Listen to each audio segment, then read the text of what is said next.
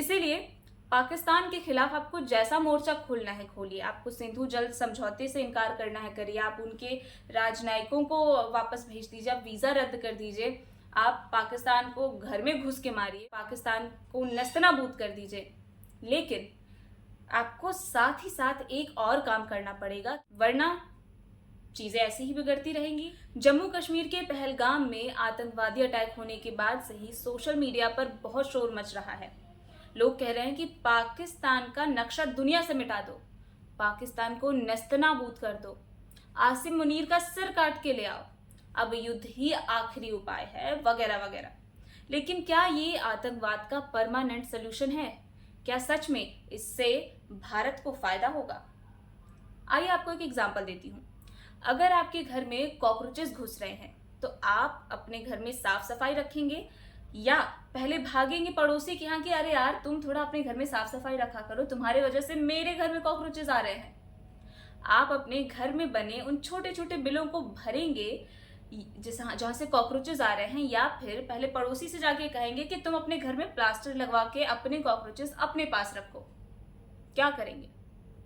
नमस्कार, मैं हूं जाला और स्वागत है आपका मेरे चैनल पे। आज हम बात कर रहे हैं आतंकवाद का परमानेंट सोल्यूशन। आतंकवाद के लिए वो एक छोटी सी कड़ी, वो छोटा सा लूप होल जो शायद हमसे थोड़ा सा नजरअंदाज हो रहा है। तो हाँ, हम बात कर रहे थे कॉकरोचेस की। यानी इससे समझ में आता है कि हम पहले अपने घर में जो खराब चीजें हुई हैं उनको ठीक करेंगे, उसका इलाज करेंगे, उसके बाद या उसके साथ ही हम पड़ोसी के चीजों को भी ठीक करेंगे या उनको कहेंगे।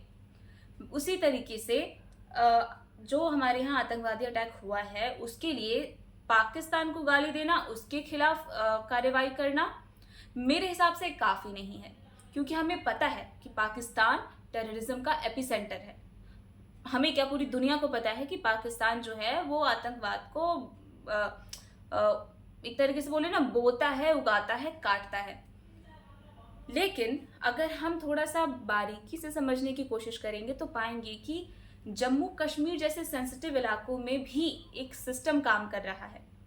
वो सिस्टम ऐसा है जो कि आतंकवादियों का समर्थन कर रहा है, जो आतंकवादियों को पनाह दे रहा है। देखिए, बिना किसी इस पार की मदद के कोई भी आतंकवादी बॉर्डर क्रॉस नहीं कर सकता है, और अगर किसी तरीके से बॉर्डर क्रॉस कर भी ले तो बिना लॉजिस्टिक सप्लाई एंड हेल्प के वो यहाँ पे पनाह नहीं ले सकता है और ऐसे कुछ हमले नहीं कर सकता है। यानी कहीं ना कहीं हमारे जम्मू कश्मीर के अंदर भी भीतर ही भीतर ऐसा सिस्टम चल रहा है जो कि हमारे देश के दुश्मनों के साथ खड़ा है। और याद रखिएगा, हमारे दुश्मन का दोस्त हमारा दुश्मन होता है। और जब तक ऐसे लोगों का निपटारा ठीक से नहीं किया जाएगा तब तक वो छोटा सा लूप होल बचा रहेगा और उसी लूप होल का फायदा ये आतंकवादी उठाते रहेंगे। देखिए, आतंकवाद एक ऐसा नासूर है ना जिसके लिए आप तलवार का यूज नहीं कर सकते। आपको सर्जिकल नाइफ से धीरे धीरे करके उसका इलाज करना होगा। मिलिट्री और फोर्सेस के बड़े बड़े ऑपरेशन से आप आतंकवाद को काफी हद तक कंट्रोल कर सकते हैं। काफी इसमें कमी आ सकती है, जैसे काफी लंबे समय से जम्मू कश्मीर में शांति चल रही थी। लेकिन इतने बड़े बड़े ऑपरेशंस के बावजूद पूरे चांसेस हैं कि इक्का दुक्का आतंकवादी बचे रह जाए। और याद रखिएगा, हथियारों से लैस एक आतंकी भी सैकड़ों निहत्थों की जान ले सकता है। इसीलिए पाकिस्तान के खिलाफ आपको जैसा मोर्चा खोलना है खोलिए। आपको सिंधु जल समझौते से इनकार करना है करिए। आप उनके राजनयिकों को वापस भेज दीजिए। आप वीज़ा रद्द कर दीजिए। आप पाकिस्तान को घर में घुस के मारिए, जैसे लोग कहते हैं। आप सब कर लीजिए, आप पाकिस्तान को नस्तनाबूद कर दीजिए।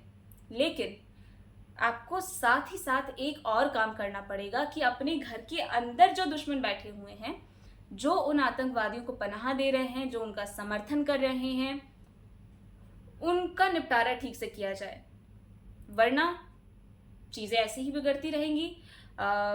इक्का दुक्का आतंकवादी किसी न किसी तरीके से घुस के आते रहेंगे, लोग उनका साथ देंगे और ऐसी घटनाएं होती रहेंगी। तो इसीलिए इस छोटे से लूप होल पे भी ध्यान देना जरूरी है ताकि कि ये चीजें खत्म हो सके। आपकी क्या राय है इस बात पे? आप प्लीज नीचे कमेंट करके बताइएगा। तब तक के लिए नमस्कार।